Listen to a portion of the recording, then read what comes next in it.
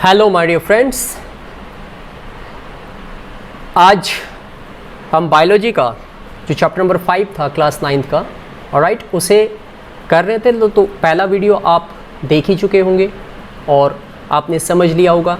तो अब आपको आसान हो जाएगा चीज़ों को सीखना और समझना। तो आगे आप इस चीज़ को थोड़ा सा और बेहतर करने के लिए और अच्छा समझने के लिए, ठीक है, मैं आज इस चीज़ को आगे कंटिन्यू कर रहा हूँ। आज का जो हमारा स्टार्टिंग टॉपिक है वो है सेल वॉल। तो जो सेल होती है उसमें सेल वॉल सिर्फ और सिर्फ प्लांट सेल में ही देखने को मिलती है। अब सेल वॉल क्या होती है, उसकी डेफिनेशन आप कुछ ऐसे लिख सकते हो। Cell wall is the outermost covering of the plant cell. जो प्लांट सेल्स होती है उसकी आउटर मोस्ट कवरिंग को हम क्या बोलते हैं, सेल वॉल बोलते हैं। It is absent in animals. Animals के अंदर सेल वॉल एब्सेंट होती है। क्यों होती है? बिकॉज एनिमल्स में सेल वॉल होती नहीं है। एनिमल सेल की आउटर मोस्ट जो कवरिंग है उसे हम सेल मेम्ब्रेन कहते हैं, जो पिछले वीडियो में मैं आपको बता चुका हूं। Cell wall is rigid, hard होती है, यानी कि ये डेड सेल से मिलकर बनी होती है, dead part of the cell होता है ये। स्ट्रॉन्ग होती है, थिक होती है, पोरस होती है। पोरस मतलब इसमें छोटे छोटे पोर्स होते हैं जगह जगह पे, ऐसे करके समझ लीजिए, इनमें छोटे छोटे पोर्स होते हैं। एंड नॉन लिविंग स्ट्रक्चर, यानी कि ये प्लांट सेल का हिस्सा है और प्लांट सेल लिविंग है, लेकिन ये जो बाहर की कवरिंग है वो नॉन लिविंग है। और नॉन लिविंग होने का फ़ायदा क्या है, इसके ऊपर किसी भी चीज़ का, बाहर की चीज़ों का असर नहीं होगा। तो सेल के अंदर जो लिविंग पार्ट है उस पर किसी भी तरीके का कोई नेगेटिव इम्पैक्ट नहीं आएगा। It is made up of cellulose and hemicellulose. जो सेल वॉल है वो किससे बनी होती है? ये सारे questions, they all are the question exam में आते हैं। सेलुलोज या हेमी सेलुलोज। अगर आप हेमी सेलुलोज को याद नहीं रख सकते तो सेलुलोज जरूर याद रखना। कि कंपोजिशन आपको याद होगा कि मैंने प्लाज्मा मेम्ब्रेन का कंपोजिशन बताया था, प्रोटीन और लिपिड से बनती है। और सेल वॉल किससे बनती है? सेलुलोज से बनती है, प्लांट सेल्स की। Got it? Cell walls of the two adjacent cell. ये देखिए, ये दो एडजेसेंट सेल है। ये एक सेल है, ये वाली यहाँ पे, और ये दूसरी सेल आपको यहाँ पे दिखाई दे रही है। इन दोनों सेल को एडजेसेंट मतलब के साथ, ऑलराइट। तो the cell wall of the two adjacent cells and joint, ये एक्चुअली आर होना चाहिए, are joint by a layer. एक लेयर से वो जॉइंट होती है, कॉल्ड द मिडल लैमेला। तो ये वाली जो लाइन यहाँ पे आपको जो दिखाई दे रही है, ये वाली लाइन, ये वाली, इसको बोलते हैं मिडल लैमेला। ये देखिए यहाँ पे भी है, ये लेबलिंग की हुई है यहाँ पे, this is called the middle lamella, alright.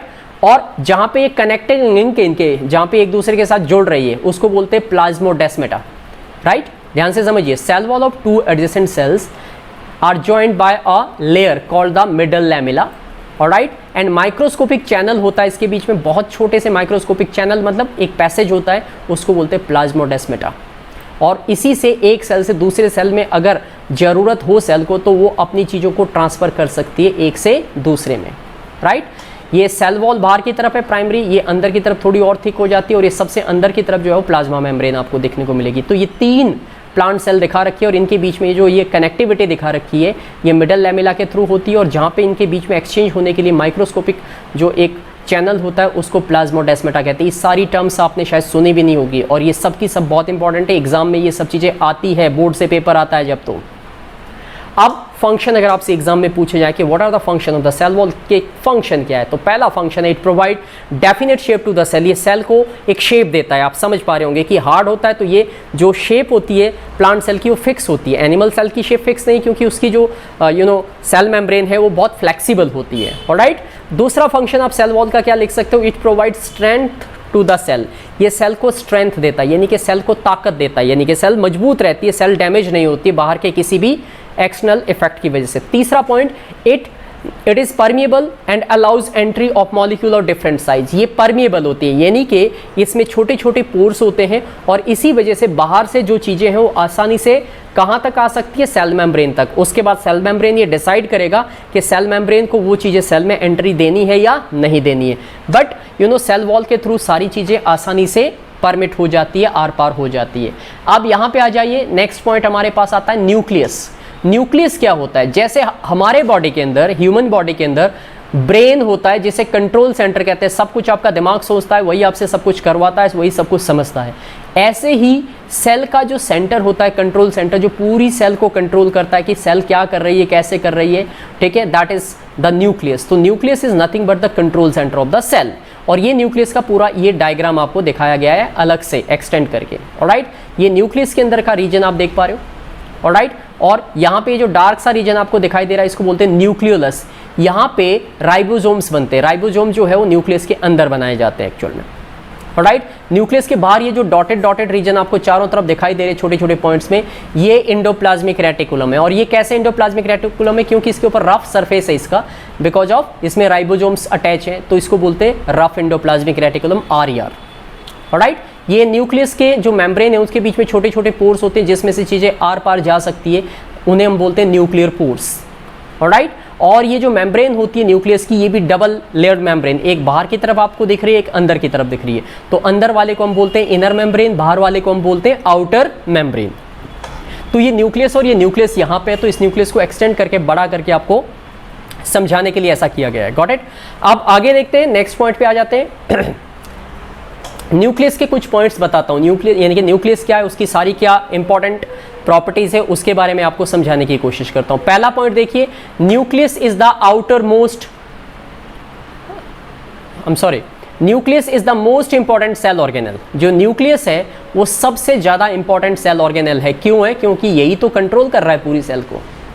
ठीक है, दैट्स वाई इन्होंने लिखा it direct and control all the cellular activity. Cell के अंदर होने वाली जितनी भी एक्टिविटी है, सेल जो कुछ भी करती है वो न्यूक्लियस के ही वजह से होता है, न्यूक्लियस ही उसे कंट्रोल कर रहा होता है।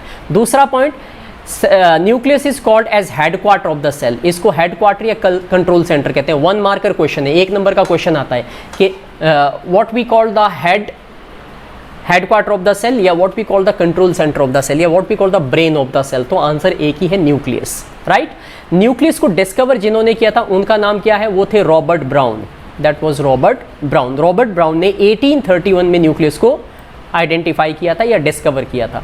तो सेल सबसे पहले किसने डिस्कवर की थी? रॉबर्ट हुक ने की थी 1665 के अंदर। फिर 1675 के अंदर जो लिविंग सेल थी वो एंटोन वॉन लेवॉन हुक ने की थी बैक्टीरिया की, पानी के अंदर। और उसके बाद जो सेल के अंदर न्यूक्लियस था वो देखो कितने, लगभग 200 सालों के बाद जाके इसका पता लगा। 1831 के अंदर रॉबर्ट ब्राउन ने जो है सेल के अंदर न्यूक्लियस होता है वो कैसे काम करता है ये पता लगाया था। ओके। उसके बाद इन यूकैरियोटिक, जितने भी यूकैरियोट अब आपको पता लग गए होंगे, वेल डिफाइंड न्यूक्लियस जिनके अंदर होता है, प्लांट और एनिमल्स की हम बात कर रहे हैं यहाँ पे। ठीक है। तो in eukaryotes a well defined nucleus is present while the prokaryote a well defined nucleus is absent. Eukaryotes के अंदर वेल डिफाइंड न्यूक्लियस होता है क्योंकि उसके चारों तरफ न्यूक्लियर मेम्ब्रेन होती है, जबकि जो प्रोकैरियोटिक सेल्स होते हैं, जो कि बैक्टीरियल सेल्स हमने पढ़ी थी, उनके अंदर वेल डिफाइंड न्यूक्लियस यानी कि न्यूक्लियस की मेम्ब्रेन नहीं होती, उसकी बाउंड्री नहीं होती है। Prokaryote contain a primitive nucleus. Prokaryote के अंदर एक प्रिमिटिव न्यूक्लियस होता है जिसका नाम क्या बताया था मैंने, उसे कहते हैं न्यूक्लियोइड। ये डेफिनेशन है। What is nucleoid? तो आप लिखोगे the primitive nucleus present in the prokaryotic या bacterial cell is called nucleoid. Alright. उम्मीद है मैं आपको सारे पॉइंट क्लियर कर पा रहा हूं। बहुत इंपॉर्टेंट है, सारे क्वेश्चंस इन्हीं में से निकलते हैं, तो कंसेप्ट को बहुत ध्यान से सुनना है। वीडियो एक बार में समझ में कभी नहीं आती है, तो आपको इसे 2 बार 3 बार 4 बार, जब भी आपके पास टाइम हो आप इसे थोड़ा थोड़ा देखें, समझें और अपने नॉलेज को अपडेट करें ताकि प्रॉब्लम्स ना मिले आपको देखने के लिए। तो ये है कुछ बातें जो आपको ध्यान देनी है। अब अगला पॉइंट है न्यूक्लियस के बारे में। न्यूक्लियर मेम्ब्रेन हैज पोर्स, जैसा कि मैंने आपको यहाँ दिखाया था। ये देखिए, ये न्यूक्लियर मेम्ब्रेन में ये पोर है, छोटे छोटे पोर मतलब छोटे छोटे छिद्र है इसमें ऐसे। तो यही बात यहाँ पे बता रहा है कि nuclear membrane has pores which regulate the movement of the material, जो कि क्या करता है, मटेरियल का मूवमेंट जो है वो रेगुलेट करता है। ठीक है। सो ये बात आपको ध्यान देनी है। ऑलराइट। इसके बाद अगर मैं आगे देखें तो you know beside nuclear membrane के अलावा nucleus also contain nucleolus. Nucleus के अंदर क्या था? न्यूक्लियोलस था। मैं दिखाता हूं आपको, ये देखिए, ये वाला पोर्शन है, इसको बोलते हैं न्यूक्लियोलस। ये न्यूक्लियस के बीचों बीच होता है प्रेजेंट। और क्या होता है? ठीक है, क्रोमेटिन मटेरियल। क्रोमेटिन मटेरियल क्या होता है? जिसमें क्रोमोजोम्स होते हैं। क्या होते हैं? क्रोमोजोम्स। मैंने आपको बताया था कि प्रोकैरियोटिक सेल में एक ही क्रोमोजोम होता है, जबकि मल्टी सेलुलर ह्यूमन बॉडी के एक सेल में 46 क्रोमोजोम होते हैं। तो वो क्रोमोजोम जो है किसके रूप में होते हैं? क्रोमेटिन मटेरियल, यानी कि धागे जैसा एक नेटवर्क होता है उसके फॉर्म में होते हैं। आप यहाँ फिर देख लीजिए, ये देखिए, ये जो आपको थ्रेड लाइक स्ट्रक्चर यहाँ चारों तरफ दिखाई दे रहे हैं, ये क्रोमोजोम्स है, यानी कि क्रोमेटिन मटेरियल है जो इस न्यूक्लियस के अंदर पूरी तरीके से फैला हुआ है। Alright. Chromatin made up of DNA. Chromatin किससे बना होता है? डीएनए से बना होता है। डीएनए की फुल फॉर्म आपको पता होनी चाहिए, यहाँ पे लिखी हुई है। ठीक है, डीऑक्सीराइबोन्यूक्लिक एसिड अच्छे से तैयार कर लीजिएगा। ठीक है, डीऑक्सीराइबोन्यूक्लिक एसिड, ये फुल फॉर्म है डीएनए की। सो क्रोमेटिन में डीएनए होता है, प्रोटीन होता है, और यही वो चीज होती है जिनके अंदर हमारे कैरेक्टर होते हैं। यानी कि हमारे अंदर, आपके अंदर, मेरे अंदर, हमारे पेरेंट्स के जो गुण है वो इसी डीएनए के थ्रू पहुंचते हैं। दैट्स वाई इसको हम जेनेटिक मटेरियल भी कहते हैं, यानी कि जीन इसी में होते हैं। ऑलराइट, ये अगर आपके पास यहाँ पे एक सेल है और ये न्यूक्लियस है, इस न्यूक्लियस के अंदर क्या है, ठीक है, इसके अंदर जो है क्रोमोजोम्स है। ऑलराइट, क्रोमोजोम की शेप कुछ ऐसी होती है, देखने में थोड़ा अच्छे से नहीं बन पाएगा मुझसे क्योंकि मैं ये, ठीक है, माउस से बना रहा हूँ। अब इस क्रोमोजोम को अगर हम छोटे से छोटे छोटे टुकड़ों में ऐसे काटें तो इसमें आपको कुछ इस तरीके का एक स्ट्रक्चर मिलेगा, ऐसे ऐसे करके डबल हेलिकल, इसको बोलते हैं डीएनए। ये डीएनए का स्ट्रक्चर है कुछ ऐसा। और इस डीएनए के अगर एक छोटे से हिस्से को आप निकाल के अलग से यहाँ देखो, ठीक है, तो इनके अंदर जो है कोड मिलते हैं, जैसे AGCT, इस तरीके से। वो जो कोड्स होते हैं वो कैरेक्टर है, वो गुण हैं ऑर्गेनिज्म के, जिनको हम क्या बोलते हैं, जीन्स कहते हैं। They are called genes. ध्यान से समझिएगा मेरी बात, ठीक है। तो chromatin made up of the DNA and protein that ultimately condense and form the chromosomes. Chromosomes क्या होते हैं, ये क्वेश्चन तुम्हारे एग्जाम में कंफर्म है आएंगे। डीएनए से जुड़े हुए क्रोमेटिन से क्रोमोजोम्स की डेफिनेशन आपसे पूछेंगे। सो प्लीज ध्यान दें, समझें, इन बातों को समझने की कोशिश करें। डाउट्स है तो मेरे से कमेंट्स कर सकते हैं आप इस चीज को लेके, ठीक है। क्रोमोजोम्स और द क्रोमेटिन मटेरियल, जो क्रोमोजोम्स है, और क्रोमोजोम्स कहाँ थे, क्रोमेटिन मटेरियल के अंदर थे। तो ये क्रोमेटिन मटेरियल में जो क्रोमोजोम्स होते हैं ये किससे बने हैं, डीएनए से बने हैं। डीएनए की फुल फॉर्म मैंने आपको क्या बताई, डीऑक्सीराइबोन्यूक्लिक एसिड, ये वाली, okay, which store and transmit the hereditary information. Hereditary information मतलब जो पेरेंट्स हैं उनके अंदर जो भी गुण है, जैसे हाइट, बालों का रंग, हाथों का रंग, जो कुछ भी है, एवरीथिंग, वो सारी इंफॉर्मेशन हेरिडेटरी इंफॉर्मेशन कहलाती है। और वो एक सेल के अंदर किसके अंदर जो है मौजूद होती है, डीएनए के अंदर। तो जब भी एक दो पेरेंट के डीएनए कंबाइन होते हैं, यानी कि फ्यूजन होता है, 8th का रिप्रोडक्शन का चैप्टर याद कीजिए, और नई सेल बनती है, तो जो नई सेल जायगोट बनती है उसके अंदर कुछ आधे डीएनए फादर के, आधे मदर के होते हैं, और इस तरीके से कंबाइन होकर वो एक नई सेल बनती है। और बच्चों के अंदर वो दोनों के डीएनए के थ्रू दोनों के गुण पहुंच जाते हैं। ऑलराइट, अब अगर आपसे पूछा जाता है डीएनए क्या होता है, तो आप लिखोगे the functional segment of DNA. Actually definition ये जीन की है, ठीक है। तो डीएनए तो आप ये बोलोगे DNA is the genetic material which is present in the chromosome, ऐसे लिखेंगे।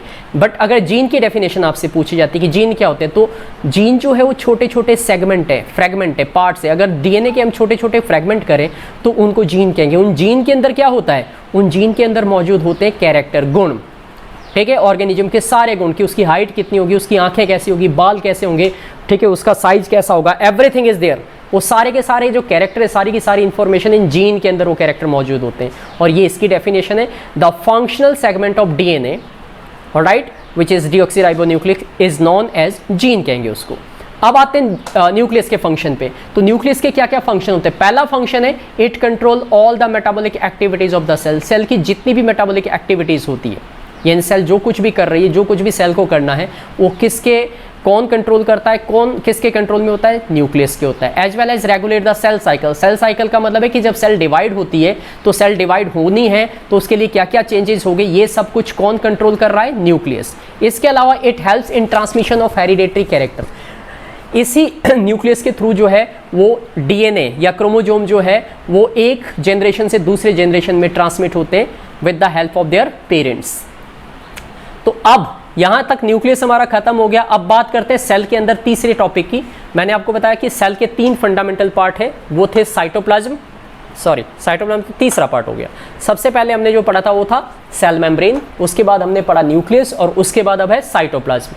तो साइटोप्लाज्म के बारे में आपको बताता हूं।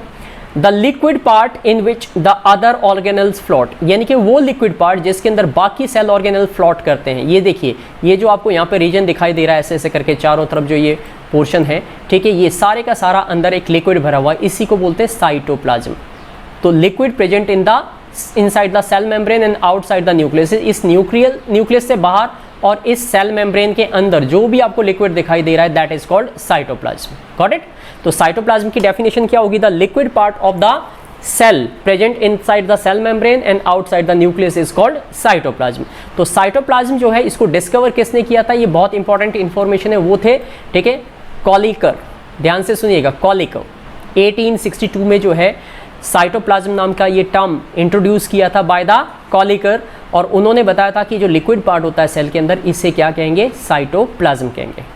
ऑलराइट, क्योंकि साइटो का मतलब सेल होता है, और स्टडी ऑफ सेल को हम क्या बोलते हैं, साइटोलॉजी कहते हैं। तो साइटो टर्म वहीं से निकला हुआ है, आप समझ सकते हो कि सेल को कोरिलेट कर रहा है।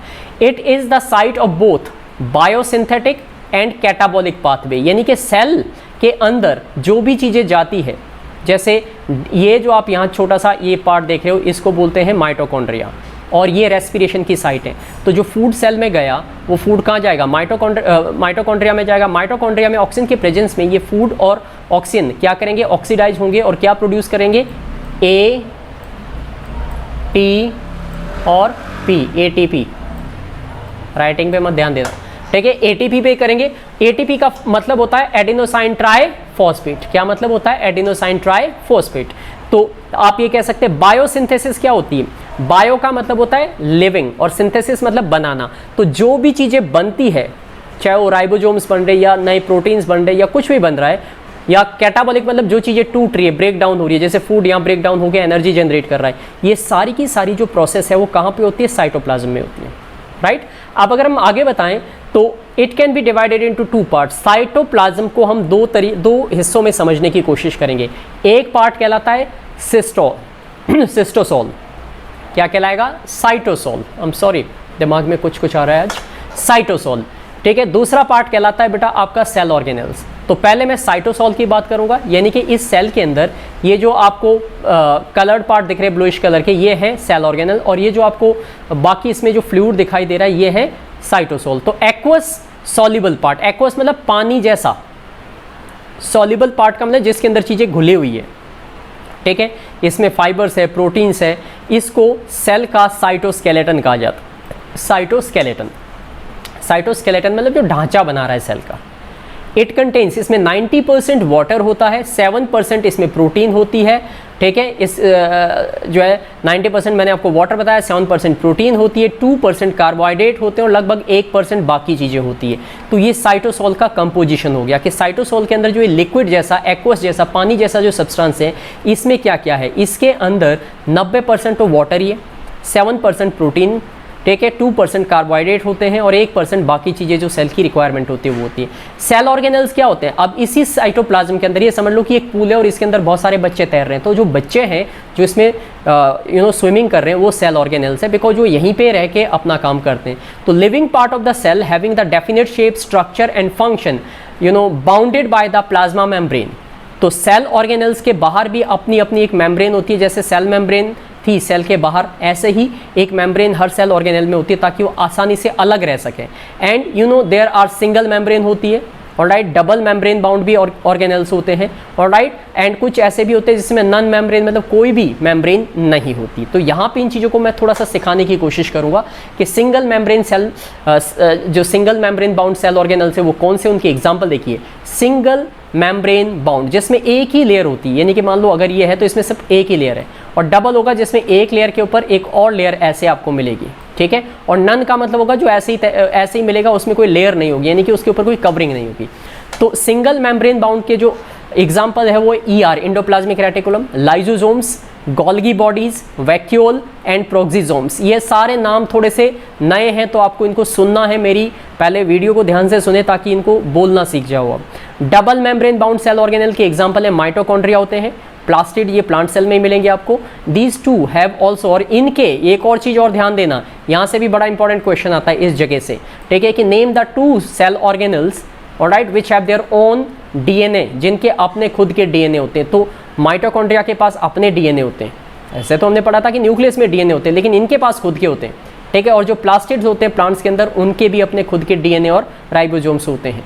अब नेक्स्ट हमारे पास है non membrane bound cell organelle, जिसमें होती नहीं मेम्ब्रेन। ऐसे हैं आपके पास राइबोसोम, ये पार्टिकल्स के फॉर्म में होते हैं, सेंट्रोसोम और माइक्रोट्यूब्यूल्स। अब ये सारी चीज़ों को, राइबोसोम्स आप याद रख सकते हो, सेंट्रोसोम रख सकते हो, माइक्रोट्यूब्यूल्स के लिए आपको 11th की बायोलॉजी को जब सीखोगे तब जाके इनका क्लियरिफिकेशन आप ले पाओगे। अब आता है बेटा आगे इंडोप्लाज्मिक रेटिकुलम क्या होता है। इंडोप्लाज्मिक रेटिकुलम का मतलब होता है it is the network of the membrane bound tubules and sheet present in the cytoplasm. तो यानी कि इंडोप्लाज्मिक जो रेटिकुलम होता है ये एक नेटवर्क होता है मेम्ब्रेन बाउंड ट्यूब्यूल्स का और शीट्स का, ठीक है, जो कि साइटोप्लाज्म के अंदर प्रेजेंट होता है। ये इंडोप्लाज्मिक रेटिकुलम है, ये देखिए, ये इंडोप्लाज्मिक रेटिकुलम कुछ इस शेप में होता है। और ये इंडोप्लाज्मिक रेटिकुलम 2 टाइप के मैंने आपको बताए थे, RER rough endoplasmic reticulum, SER smooth endoplasmic reticulum. तो ये 2 है, इनके डिफरेंस भी पूछे जाते हैं, बोथ आर वेरी इंपॉर्टेंट। तो जो न्यूक्लियस के बिल्कुल साथ में बाहर की तरफ है उनके ऊपर राइबोसोम्स होते हैं, दैट्स वाई वो डॉट डॉट के फॉर्म में रफ दिखते हैं, इसीलिए उसको रफ एंडोप्लाज्मिक रेटिकुलम बोलते हैं। और जो थोड़े साइड पेरिफेरी में होते हैं उसमें राइबोसोम्स नहीं होते, वो स्मूथ जो है वो एंडोप्लाज्मिक रेटिकुलम होता है। तो ध्यान दीजिएगा इन बातों को। इट वॉज डिस्कवर्ड, अब ध्यान देना, एंडोप्लाज्मिक रेटिकुलम को किसने डिस्कवर किया था?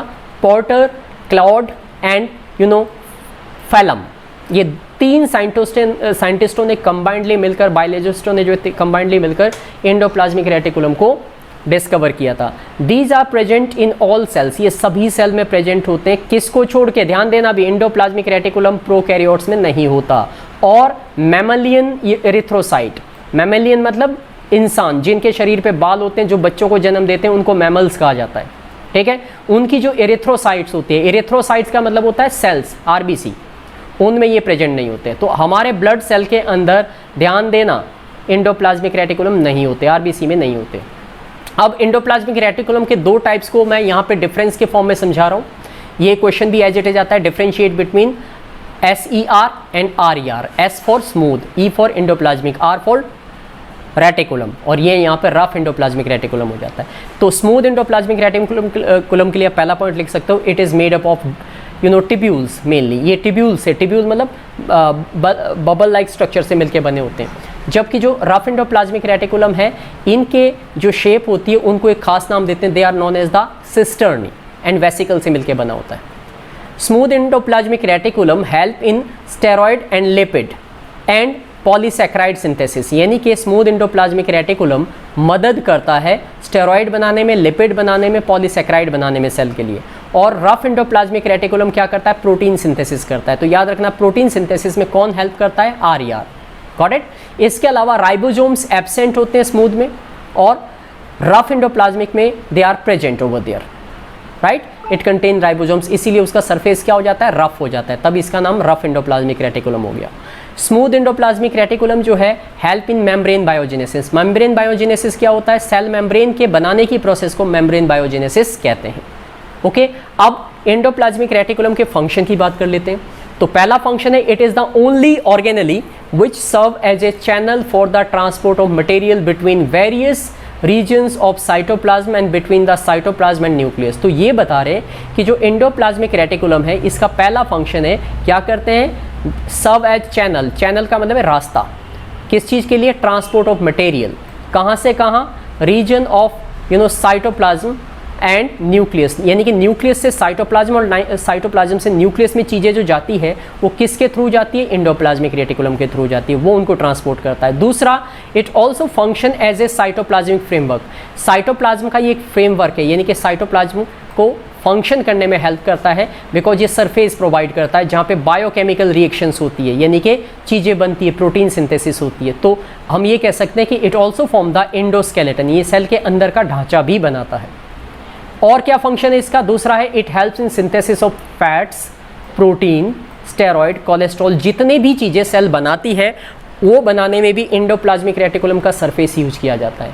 SER, smooth endoplasmic reticulum plays a crucial, मतलब बहुत अहम रोल, ठीक है, किसमें? Detoxification of drugs. ये जो मैं अंडरलाइन कर रहा हूँ ये बहुत इंपॉर्टेंट है, ये सारे क्वेश्चंस बनते हैं यहाँ से, ठीक है। एकमात्र क्वेश्चन अगर पूछा जाए, name the cell organelle that help in detoxification. Detoxification मतलब हमने कोई पॉइजनस ड्रग्स अगर ले ली है तो उन पॉइजनस ड्रग्स को सेल से बाहर निकालता है कौन? Smooth endoplasmic reticulum. ध्यान देना इन बात पे। उसके बाद एक और पॉइंट आपके पास है, membrane biogenesis. Now what is membrane biogenesis? Again this is also very important term, so you have to be take it seriously.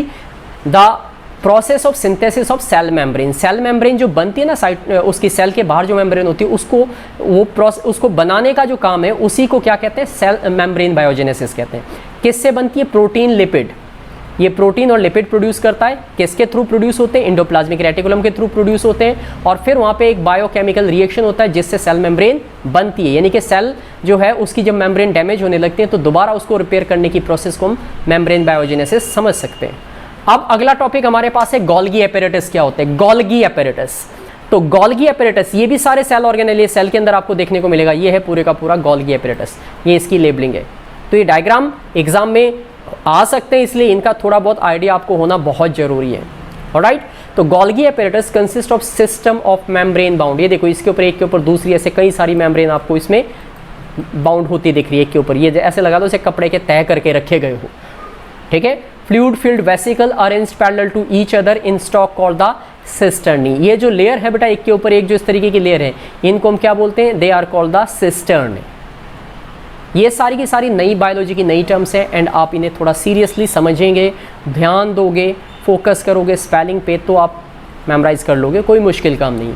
Along with some large and special vacuole, it was discovered। अब ध्यान देना, हर एक cell organelle जो हम पढ़ रहे हैं उसमें हम उसके डिस्कवरर का, कि उसको किसने डिस्कवर किया था, उसका भी नाम पढ़ रहे हैं, उसको भी हम अंडरस्टैंड कर रहे हैं। तो इसको कैमिलियो गोल्गी नाम के एक बायोलॉजिस्ट थे, डॉक्टर्स थे, उन्होंने इसे आइडेंटिफाई किया था, इसीलिए इसका इस स्ट्रक्चर का नाम भी गोल्गी एपेरेटस या गोल्गी बॉडीज रखा गया।